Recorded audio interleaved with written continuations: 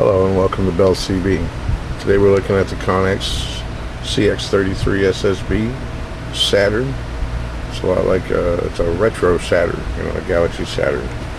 This is for Joe in Virginia, and this is a tune-up report. Joe, on this watt meter here we have 10 watts reading across the top scale. That's high power right there, right about 9. Actually, I can roll it down to 2. Peak reading meter on the right, 50 watt slug.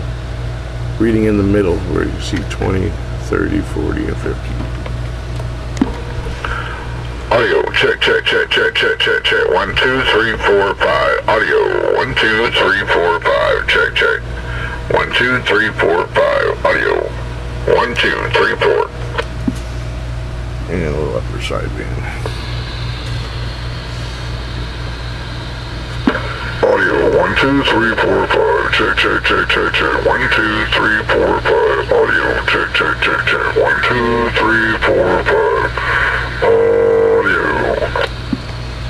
I don't know there's much on here to listen to. There's a big roll of skip that faded out here about an hour ago. A little bit in there.